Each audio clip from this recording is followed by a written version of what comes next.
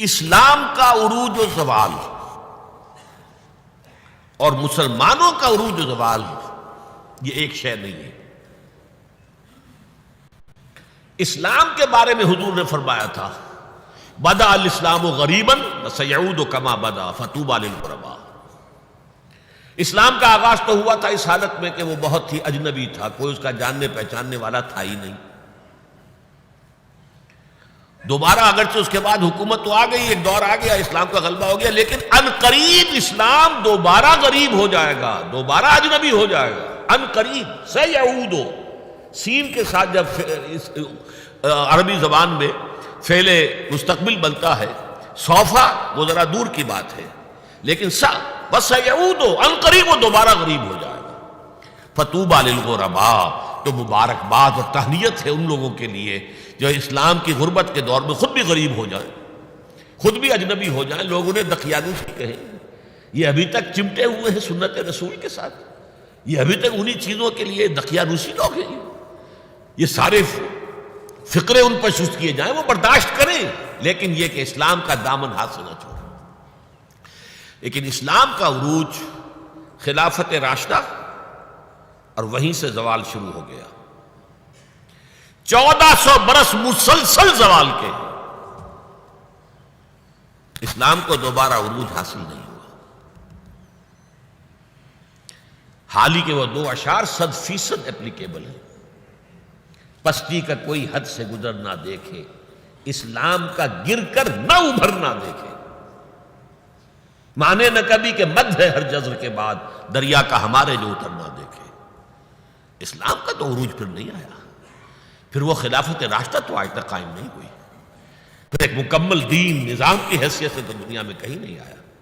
ہاں مسلمانوں کی بڑی بڑی شتوت شوکت، ان کا دبدبا، ان کا رعب، ان کی حکومت نہیں ہے۔ اس میں یہ ہے کہ 2 عروج آ چکے ہیں، 2 زوال آ چکے ہیں۔ مسلمانوں کا پہلا عروج تھا اسلام اور مسلمانوں کا ساتھ ساتھ، حضور کا دور خلافت راشدہ، یہاں اسلام اور مسلمان ساتھ ساتھ جا رہے ہیں۔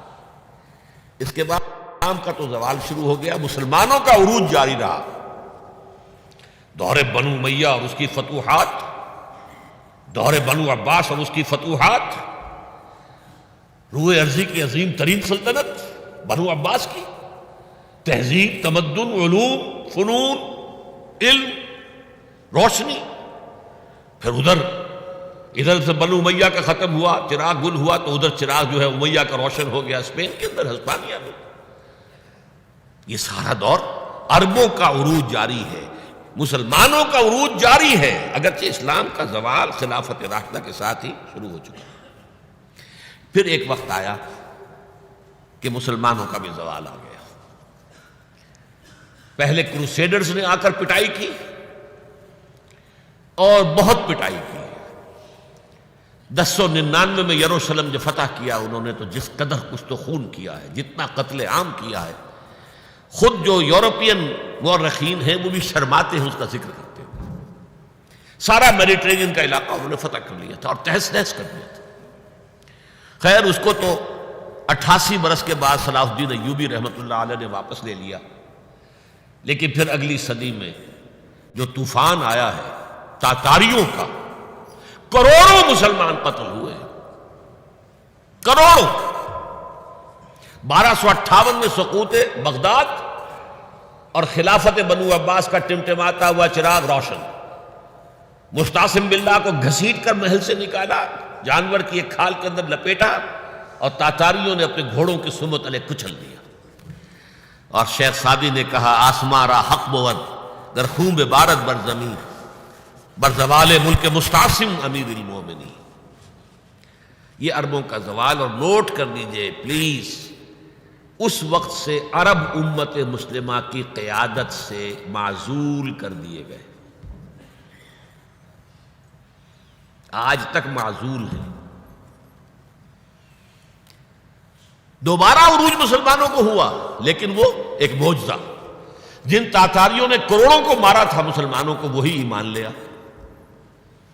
انہوں نے مسلمانوں کو کانکر کیا تھا، اسلام نے انہیں کانکر کر لیا۔ ہے آیا فتنہ تاتار کے افسانے سے، پاسباں مل گئے کعبے کو صنم خانے سے۔ اب یہ تاتاری ہورس تھے، ٹرکس، انہیں قیادت ملی عالم اسلام کی۔ ترکان تیموری ہندوستان میں، ترکان صفوی ایران میں، ترکان سلجوقی مڈل ایسٹ میں، ترکان عثمانی کا تو کہنا ہی کیا ہے، ایشیا مائنر سے شروع ہو کر پھر یہ کہ 3 بر اعظموں پر سلطنت روما کی طرح کی ایک عظیم سلطنت قائم کی ہے، دی گریٹ آٹومان امپائر، اور خلافت بھی انہیں منتقل ہو گئی۔ یہ جو دوسرا عروج تھا یہ ترکوں کے زیر قیادت تھا، عربوں کے نہیں۔ لیکن پھر اس کا بھی زوال آ گیا۔